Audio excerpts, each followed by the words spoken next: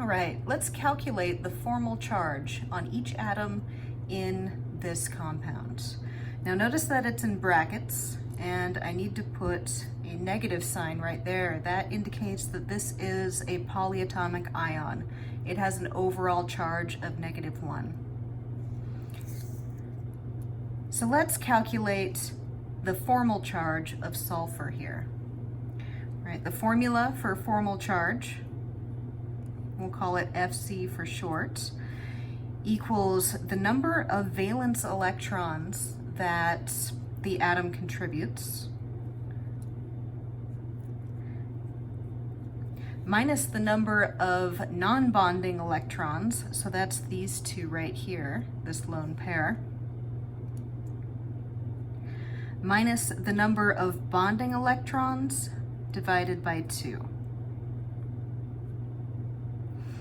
Okay, one little note about bonding electrons over 2.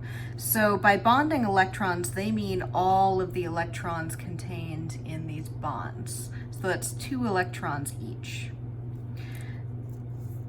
So what B over 2 really means is bonding electrons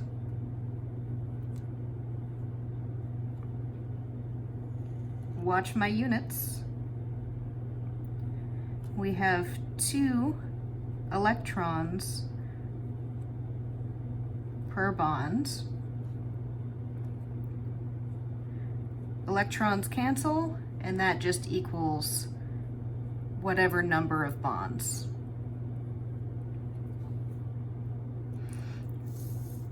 Right.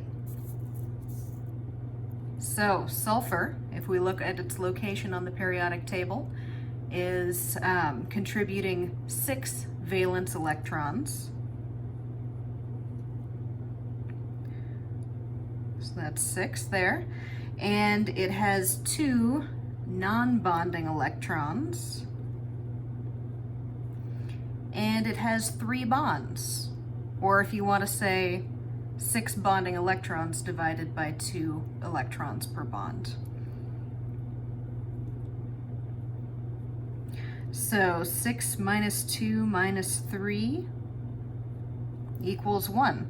So this has a +1 formal charge. We don't need to write the 1. The 1 is implied. If it's more than 1, then you'll have to write the number. So go ahead and calculate the formal charge for the carbon and the nitrogen.